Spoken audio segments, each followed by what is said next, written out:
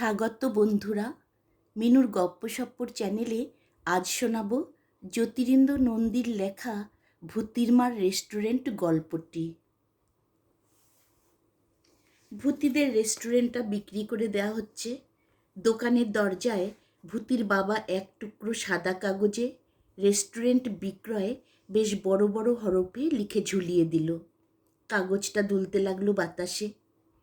ভূতির মার রেস্টুরেন্টের সামনে গাড়ি দাঁড়ায়।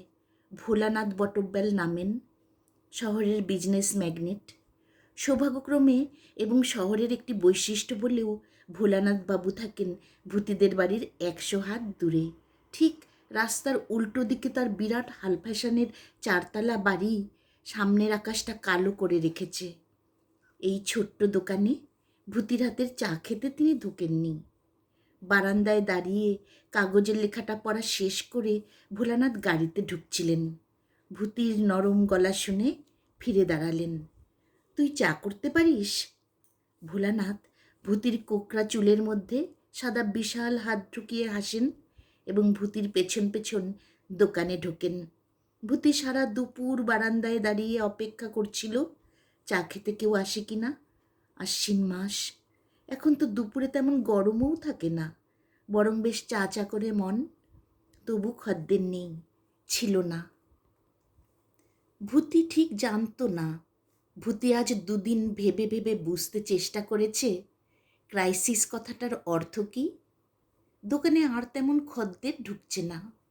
এটা ওটা হাতে করে এ টেবিলে ও টেবিলে ছুটোছুটি থেমে গেছে। ভূতিও থেমে গেছে। ভূতির বাবা বয় কেষ্টকে কাল বিদায় করেছে। কাল রাত 9টায় দোকানের আলো নিবেছে। আজ সকালে দোকান খোলা হলো বটে, কিন্তু কিচ্ছু তৈরি করা হয়নি, হবে না। বাজারের ধরন ধারণ দেখে ভূতির বাবার তো বটেই, ভূতির মার চোখেও চড়কে উঠেছে। আসলে রেস্টুরেন্ট দিয়েছিল ভূতির মা, গয়না বিক্রির টাকায়। যখন ভূতির বাবার চাকরি যায়, জীবনের মধ্যাহ্নে দাঁড়িয়ে সহজ সরল মন কালীনাথ ডুকরে কেঁদে ফেলেছিল। অফিস থেকে বাড়ি ফিরে মুখের উপর দুহাত রেখে কাঁদছিল। বাবার 17 বছরের তাড়াহুড়ো করে ডালহৌসির ট্রামে চাপবার তারায় তাড়াহুড়ো করে মাথায় জল ঢালা ও ভাত খাওয়া হঠাৎ একদিন থেমে গেল দেখে ভূতিও কম ভয় পায়নি। সেদিন 12 বছরের কান দুটোতে অনেক কথা উড়ে উড়ে গিয়ে ঢুকল। চাকরি গেল মানে সব যাচ্ছে, ভূতিরা মরবে, ভূতি ও ভূতের আর 4টে ভাই বোন মরবে। সকলের বড় মেয়ে ভূতি, স্কুলে ওর নাম কাটা যাবে, বিয়ে হবে না। কিন্তু ভূতির মা ভূতির বাবার চেয়ে শক্ত মানুষ। ভূতিরা এটা আবিষ্কার করলো এবং সব চোখের উপর দেখল। মার চুরি বিক্রির টাকা দিয়ে বাবার টেবিল কিনেছে। হাট বিক্রির টাকায় টেবিল ও 10টা চেয়ার আর পাপোশটা এসেছে। দুটো ফুলের টব বসিয়েছিল দোকানের দরজার দুপাশে ভূতির বাবা। পাড়াটা ভালো ছিল, বড় রাস্তা সামনে ছিল। অনেক আশা ছিল রেস্টুরেন্ট চালাবার। ব্যাপারী টোলার এই গলির মোড়ে ওরা যুদ্ধের বহু আগে থাকতে 2খানা ঘরে সামান্য টাকা ভাড়ায় বাস করছিল। 2খানা বেশ বড় ঘর। ভূতির বাবাকে অনেক আশ্বাস দিয়ে এবং ব্যবসা করাই যে এখন বুদ্ধিমানের কাজ, রাস্তার উপর সদর খোলা এমন যাদের একটি ঘর আছে তাদের আর ভাবনা কি, ইত্যাদি বলে এবং ভেবে ভূতির মা রেস্টুরেন্ট খুলেছিল।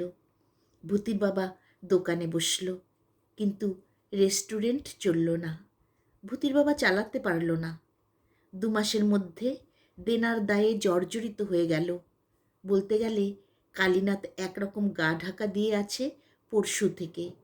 পাওনাদাররা হুলুম হালুম করে তাগিদ দিচ্ছে দিনে 10 বার করে। বাড়িওয়ালা দুধ, ডিম, মাংস, মুদি। ভূতির মার মাথা ঘুরছিল।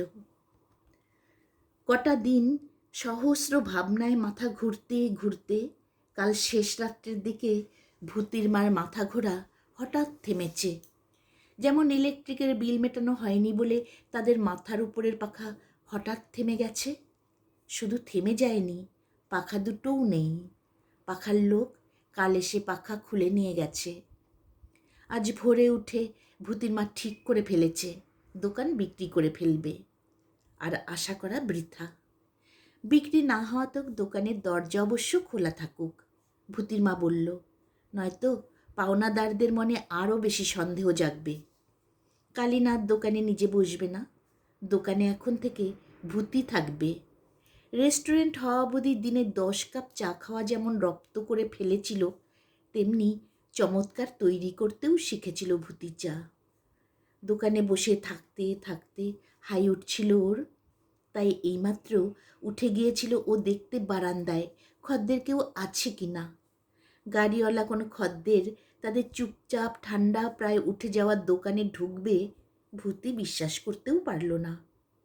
বারবার ডাগর কালো দুটো চোখ তুলে বটব্যালকে দেখছিল আর মাথা নিচু করছিল। বটব্যাল ভূতির ছিপছিপে সুন্দর পাখির পালকের মতন হালকা নরম থুতনিটা হাতের মুঠোর মধ্যে নিয়ে, তুই চা করতে পারিস বললেন।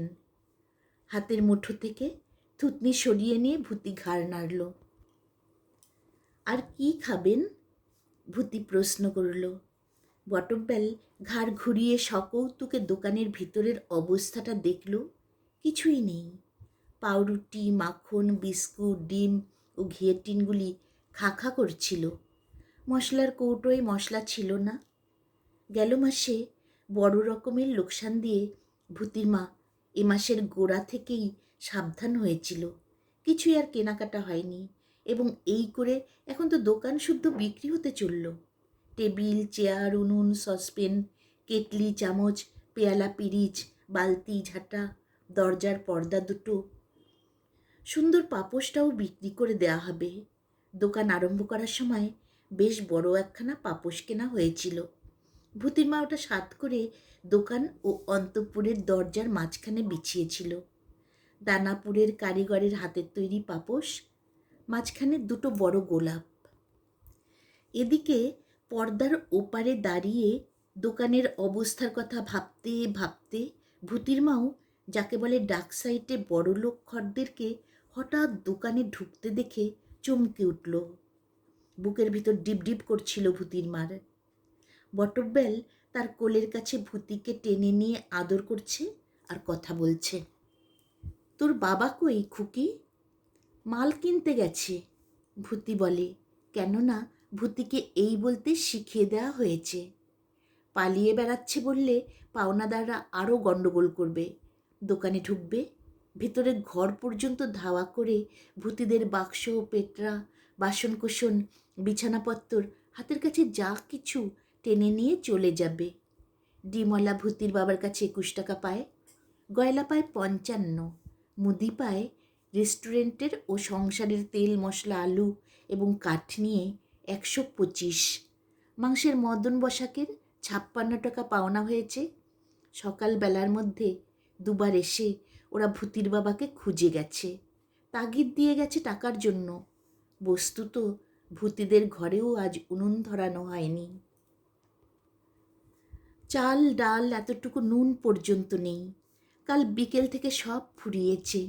দুটো বাচ্চাকে এক মুঠো আটা ভেজে খাইয়ে এবং ভূতিকে কিছু আটা ও কিছু ছোলা ভাজা খাইয়ে ভূতির মা নিজে পেট ভরে কুজোর জল খেয়ে পর্দার কাছে ঘন ঘন এসে দাঁড়াচ্ছিল। কেউ যদি দোকানটা কিনতেই আসে, এই বেলার মধ্যে, আজকের মধ্যে ওটা বিক্রি হলে সন্ধ্যার দিকে যা হোক কিছু বাজার সওদা করা যায়। রান্না বান্না করলে ছেলে মেয়েগুলো খেয়ে বাঁচে। কিন্তু তিনি তো আর দোকান কিনবেন না, যেন শুধু চা খেতেই এসেছেন।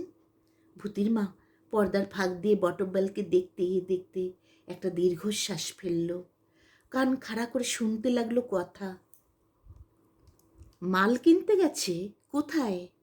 বটব্যালের লাল মেদস্ফীত মুখে হাসি। তোদের দোকানটা বিক্রি করে ফেলছিস? ভূতি কথা কইছে না একবারও, নুয়ে কেটলির জল গড়াচ্ছে। বটব্যাল আসন ছেড়ে উঠে খুকির পাশে গিয়ে দাঁড়ায়। ভূতির মা চোখ দুটোকে পর্দার ফাঁক দিয়ে আরও বড় করে এ ঘরে পাঠিয়ে রুদ্ধশ্বাস হয়ে দাঁড়িয়ে রইল। ঘাড় নাড়ছিল বটব্যাল ভূতির দিকে তাকিয়ে। এমনি নয়, এমন করে চা করতে হয়। বটব্যাল কেটলি ও ছাঁকনি নিজের হাতে তুলে নিয়ে খুকিকে চা করে দেখায়। ভূতি মিটিমিটি হাসে। এতক্ষণ পর ওর জড়তা কেটেছে যেন। তরুলতা ঠোঁট টিপে হাসল। বটব্যালেরও মেয়ে আছে, এই ভূতির বয়সী, দিব্যি গাড়ি চড়ে সেজেগুজে স্কুলে যায়। গৌরী, ওর মেয়ের নাম গৌরী। পর্দার এপারে দাঁড়িয়ে ভূতির মার মনে পড়ল। একসঙ্গে স্কুলে পড়ে, তাই বাড়িতে অনেক তথ্য কুড়িয়ে নিয়ে আসে ভূতি নিত্য। 3টি বাড়ি করেছে বটব্যাল কলকাতা শহরে, 3খানা তার গাড়ি।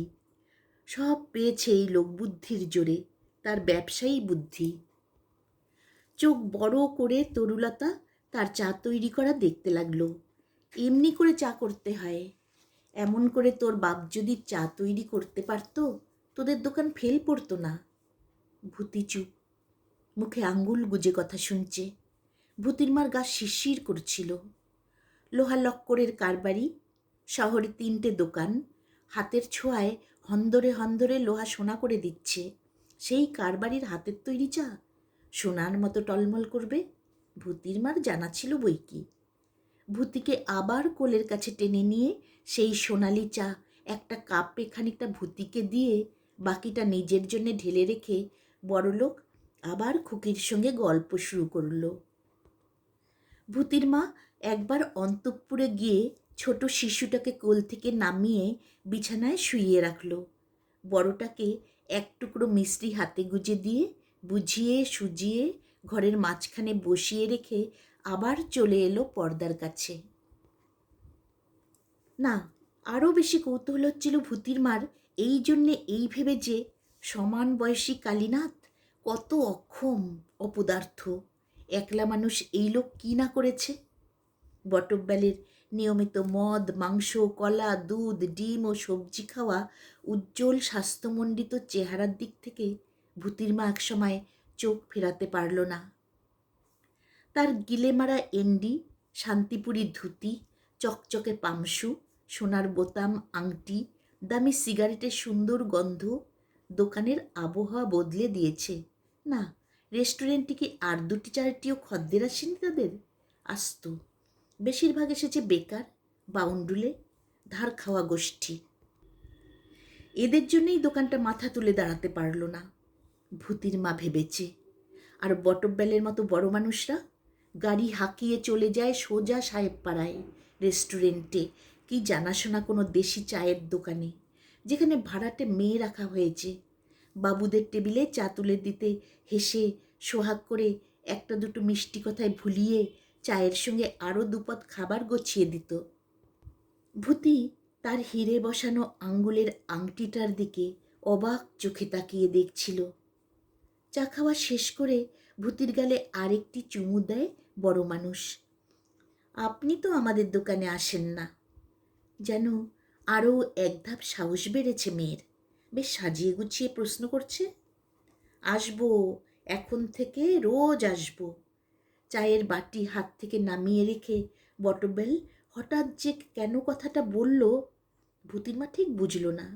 বাইরে রেস্টুরেন্ট বিক্রি ঝুলছে কি বড় মানুষের চোখে পড়েনি? পর্দার সঙ্গে এরকম লেপ্টে দাঁড়িয়ে ভূতির মা চুপ করে রইল। কৌতুক বোধ করল। গরিবের দোকানে পা দিয়ে শহরের নামজাদা সওদাগরটি তার নোংরা ফ্রকপরা 13 বছরের মেয়ের সঙ্গে কেমন মজার গল্প করছে। বেশ তো, যদি রোজ এমন সুন্দর করে চা খাওয়াতে পারো, আমি রোজ আসব। ভূতি কথা বলছে না, চোখে ওর অবিশ্বাসের হাসি। তরুলতা টের পেল। বেশ তো, রেস্টুরেন্ট বিক্রি হয়ে যাবে, এই তো তোমার ভাবনা। সিগারেট ধরিয়ে বটব্যাল খুকিকে বোঝালো। আমি রোজ এসে তোমার হাতের চা খাবো, আর চায়ের দাম 100 টাকার একটা নোট তোমার হাত বাক্সে ফেলে যাব, কেমন? কোথায় তোমার হাত বাক্স? ভূতি এদিক ওদিক তাকায়। পোড়ারমুখী ভূতি কথাগুলোকে বিশ্বাস করছে। ভূতির মা কড়ি কাঠের দিকে চেয়ে একটা নিঃশ্বাস ফেলল। ভূতি বড় মানুষের কোলের সঙ্গে আহ্লাদে একেবারে লেপ্টে গিয়ে এখন কথা গিলছে। না থাক, আমি একজন 100 টাকায় 1 পেয়ালা চা খেয়ে গেলে আর কি হবে? আরও খদ্দের চাই। তার চেয়ে বরং যেন ব্যবসায়ীর হিসাবে ভুল হয়েছে। এদিক ওদিক তাকিয়ে সিগারেটের সবটুকু ধোয়া মুখ থেকে বার করে খুকিকে আর একটু আদর করতে করতে অন্য প্রস্তাব দেয়, তার চেয়ে তোমাদের দোকানটা কিনে নেওয়াই ভালো, কিছু বেশি টাকা দিয়ে। এ beautiful site for a shop. দোকানের পক্ষে ঘরখানা চমৎকার। পর্দার এপারে দাঁড়িয়ে তরুলতা লোকটির শুভ্র কঠিন সুন্দর মজবুত দাঁতগুলি দেখল।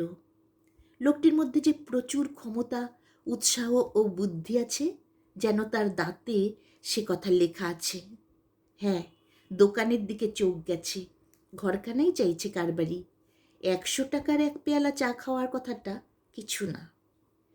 টেবিলটার দর হচ্ছে নাকি? ভূতির মা কান খাড়া করে রাখেন। কত? বলো বলো, তোমার সুন্দর টেবিলটারই আগে দাম শোনা যাক।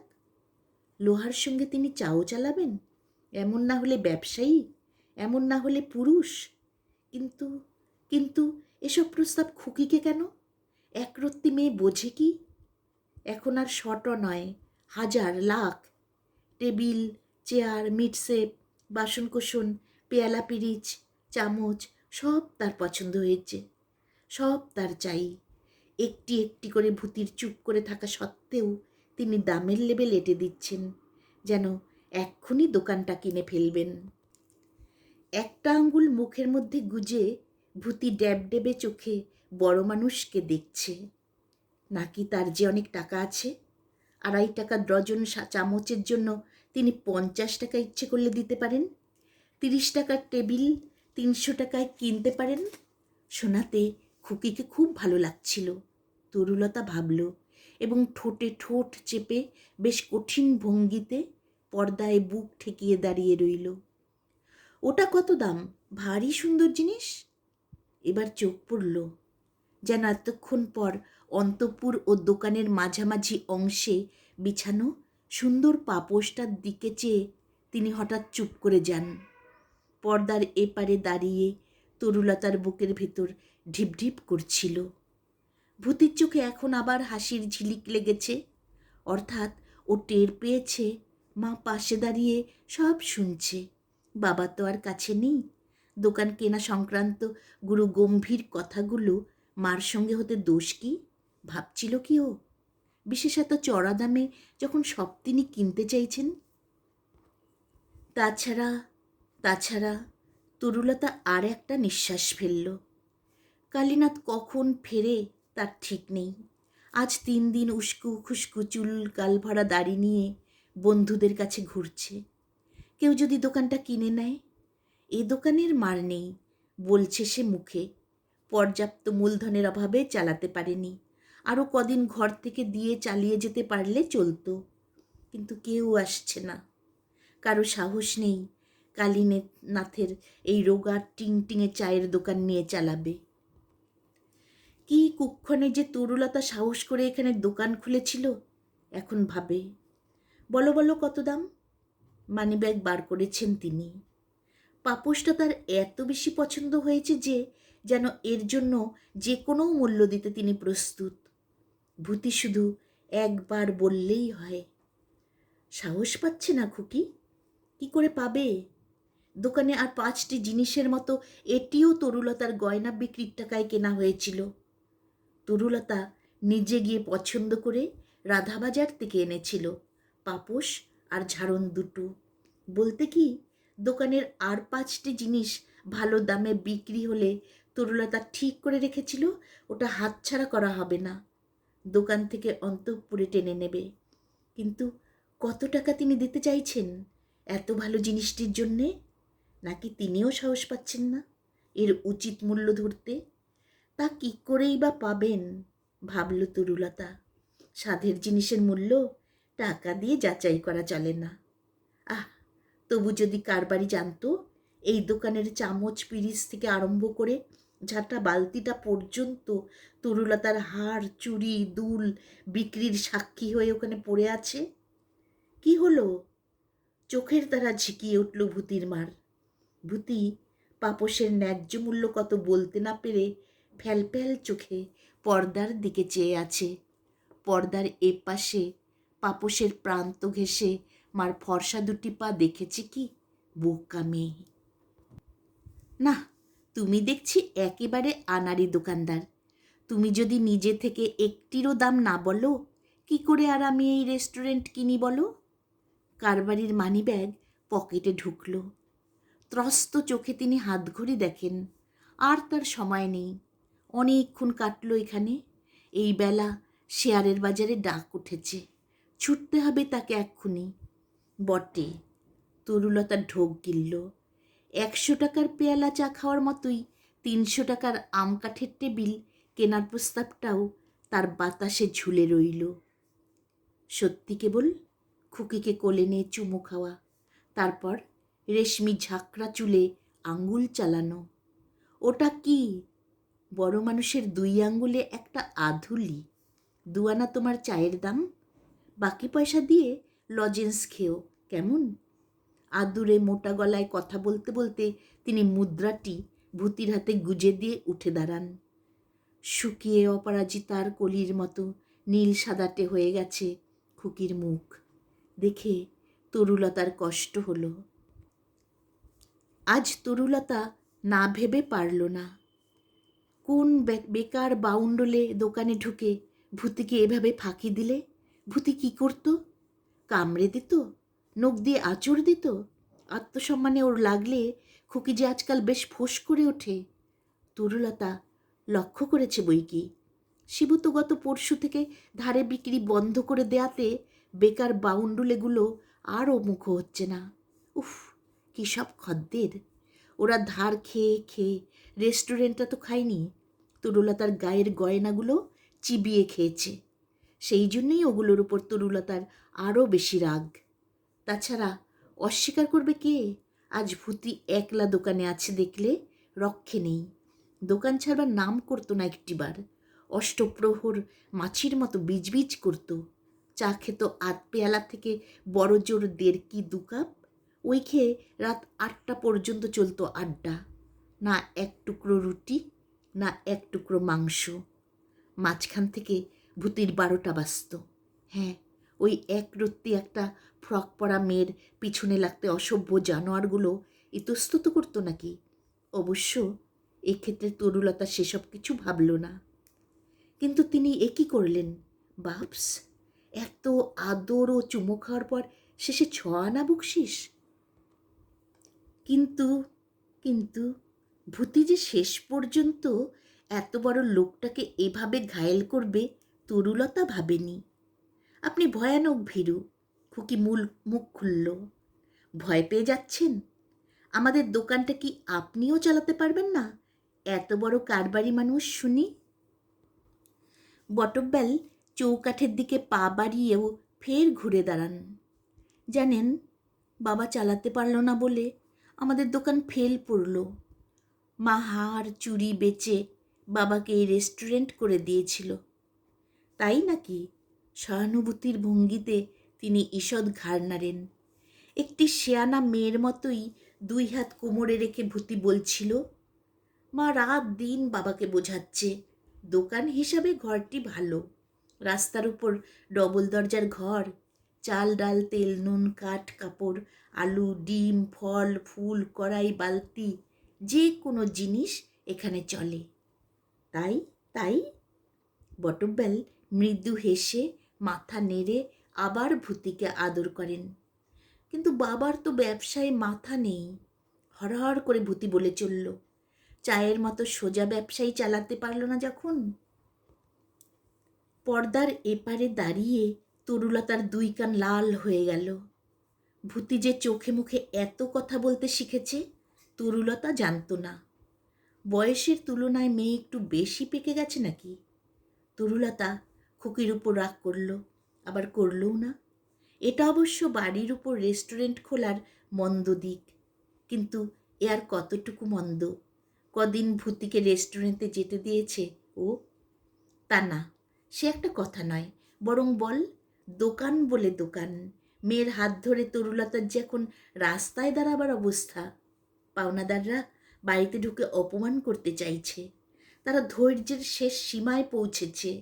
স্বামীর অবর্তমানে স্ত্রী তো সব, ঘর বাড়ি আছে, দোকান আছে। কালীনাথ যদি ফেরার হয় ক্ষতি নেই। পর্দার ওপারে না থেকে করতে যদি এপারে এসে আমাদের সঙ্গে বোঝাপড়ায় চেষ্টা করেন, তবু তো মনে সান্ত্বনা পাই। আমরা কতকাল আর পাওনা ফেলে রাখব, বলছিল সব হাত নেড়ে। কিন্তু এখন আদরের চাপে ভূতি কি বেশ কিছু দূর এগিয়ে যাচ্ছে না? এত সব ওর কানে তুলছে কেন? ভাই বোন তোমরা? খুকিকে আবার তিনি কোলে নেন। 3টি। তুমি বড়? ভূতি বলল। জানেন, এটা আগে দোকান ছিল না, আমাদের শোবার ঘর ছিল। বাবার চাকরি যাবার পর থেকে দোকান। বটব্যাল নীরব। এখানে আমার পড়ার জায়গা ছিল, ওধারে ছিল মার লক্ষ্মীর আসন, মাঝখানে পড়তো খাট। বটব্যাল ঘাড় ফিরিয়ে ফিরিয়ে আবার দোকানটা দেখল। কিন্তু এত করে কি হলো? গলার অদ্ভুত সুর করে খুকি বলে, মা এত সব করেও বাবাকে তুলতে পারল না। কথা শেষ করে ও পর্দার দিকে তাকায়। এবার তিনিও তাকান। তারপর তারপর ভূতি যে কথা বলে শুনে তরুলতা এক মনে হাসে আর এক মনে দাঁতে দাঁত ঘষে মেয়ের মুণ্ডুপাত করে। বোকা মেয়ে, ও কি ভেবেছে ঘরের সব খবর তার কানে তুললেই গলে যাবেন, আর 2.5 টাকার পাপোশ 500 টাকায় কিনে নেবেন? পাকা ব্যবসায়ী তোমার বাপ নয়। মা রোজ বাবাকে বলে, তোমার হাতের চা খেতে ভালো খদ্দের জোটে না, আসে যত 1 পয়সার মা বাপ মরা ইতর ছোট লোক, জানোয়ার। আমি যেদিন চা তৈরি করব সেদিন শহরের সব বড়লোক ছুটে আসবে এ দোকানে। কিন্তু তা তো আর হচ্ছে না। তাহলে এই দোকান দিয়ে আমাদেরও 3খানা বাড়ি হতো, গাড়ি হতো। ভয়েলের কাপড়ে পর্দার কী বা থাকে? বটবেলের সঙ্গে প্রায় চোখাচোখি হয়ে যায়। পর্দার একটা পুরো অংশে চোখ সরাবার চেষ্টা করে তরুলতা বিফল হয়। সত্যি আপনি একটি জিনিয়াস। বটবেলের চোখে মোলায়েম মিষ্টি হাসি। খুকির মুখে সব শুনলাম, যতটা করার করেছেন আপনি। কিন্তু কিন্তু সত্যি খুব প্রসপেক্ট ছিল এই দোকানে। তা কেন যে চালাতে পারল না খুকির বাবা? বলে তিনি একবার থামেন। তরুলতা অবশ্য এই মুহূর্তে আর স্বামীর অক্ষমতার কথা ভাবল না। বিব্রত হলো ভূতির ডাকে। তুমি এসো না মা, এসে ভালো করে ওনাকে একটি কাপ চা করে দাও। দোকানে আর এখন কেই বা আছে? ডেপো। ভূতির মা দন্তে দন্ত ঘর্ষণ করে আর একবার মেয়ের মুণ্ডুপাত করল। কিন্তু ভূতি ইতিমধ্যে পুরোপুরি নিজের মধ্যে ফিরে গেছে। আর একটা চুমো খেয়ে আহ্লাদে ওর 2 গাল থই থই করছিল। বটব্যাল ওর রেশমি চুল নিয়ে খেলা করছিল। জিহ্বা কাটা ভূতি পরিষ্কার করে বলল, আমার চা খেয়ে উনি 100 টাকা দিচ্ছিলেন, তোমার চা খেয়ে 1000 টাকা দেন দেখা যাক। শুধু রাগ নয়, লজ্জায় তরুলতার কর্ণমূল আরক্ত হয়ে উঠেছিল। বটব্যালের দৃষ্টি এড়ালো না। সূক্ষ্ম বুদ্ধি কারবারি সুন্দর হেসে বলল, ভালোই তো, খুকির বাবা যখন ঘরে নেই আপনি তো সব। চা খাওয়ার প্রস্তাবটা তেমন কিছু না। ধরুন দোকানখানা আমি কিনতে চাইছি, অবশ্য ন্যায্য মূল্যে। সুতরাং সামনাসামনি কথাবার্তাটা তা তো বটেই। কারবারির মনের কথাটা বুঝতে তরুলতারও কষ্ট হয় না। আপনি বসুন। আর লজ্জা না করে তরুলতা তৎক্ষণাৎ উত্তর করল। তারপর পর্দা ছেড়ে চলে এলো অন্তঃপুরে। আর ভূতির উপর রাগ করল না সে। ছেলে মানুষও বোঝে কি? তরুলতা শুধু বুঝল দোকান কেনার আগ্রহ তার প্রবল। ভূতিকে ফাঁকি দিতে চেয়েছিলেন, তরুলতাকে আর কারবারি ফাঁকি দিতে চান না। সত্যিকারের দরদস্তুর করতে কথা বলতে চান। কিসের কারবার করবেন তিনি? ঘরে সাবান পাউডার ছিল না। এমনি মুখখানা একটু ধোয়া মোছা করে সারল তরুলতা। ভূতির একটা ফর্সা কাপড় বাঁচানো ছিল, তাই পরে নিল। কিসের কারবার করবেন তিনি? তরুলতা সিঁথিতে সিঁদুর এবং চোখে কাজল পড়তে পড়তে আবার ভাবল। তেল, চিনি, নুন, আটা, ডিম, ফল, ফুল, মধু, নাকি সেই চা? চা? আশ্চর্য! চায়ে কত লোক ডুবলো, কতজন উঠল। পর 2টো দীর্ঘশ্বাস ফেলে তরুলতা বাকি প্রসাধনটুকু সংক্ষেপে যখন শেষ করল, দরজায় আবার গাড়ির শব্দ শুনে চমকে উঠল। তাড়াতাড়ি পর্দার কাছে গিয়ে উকি দিয়ে দেখল, চিনল গাড়ি। মশলার হালদার। রোজ দুবেলাই দোকানের সামনে দিয়ে তিনি বড় বড় হোটেল রেস্টুরেন্টে চা, ডিনার, লাঞ্চ পার্টি খেতে গেছেন। এই মাছি ভনভন কানা রেস্টুরেন্টে আজ তার কী দরকার? কৌতূহলী লোহালক্করি আগে প্রশ্ন করল, এই দোকান আমি কিনব। মৃদু হেসে হালদার বলল, a beautiful site for a shop. ও বুঝেছি, আপনারও এই দোকান মনে ধরেছে। কোনো রকম ভূমিকা না করে পাকা মেয়ে ভূতি এবার হুট করে বলে বসল, বসুন, আগে এই দোকানে চা খেয়ে দেখুন কি তার দাম হতে পারে, তারপর তো রেস্টুরেন্ট কেনার কথা হবে। বলে খুকি পর্দার দিকে তাকিয়ে ফিক করে হাসল।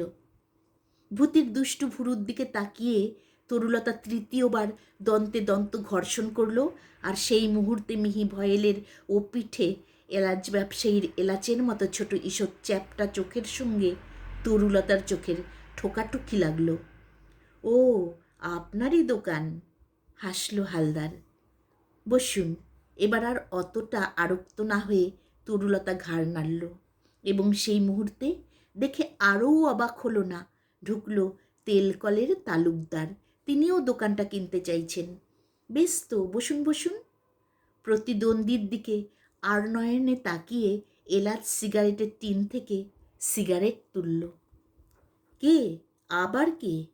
তরুলতার বুকের ভিতর দূর দূর করছিল। তুলার মার্চেন্ট নন্দী। ধারে কাছেই থাকেন বুঝি?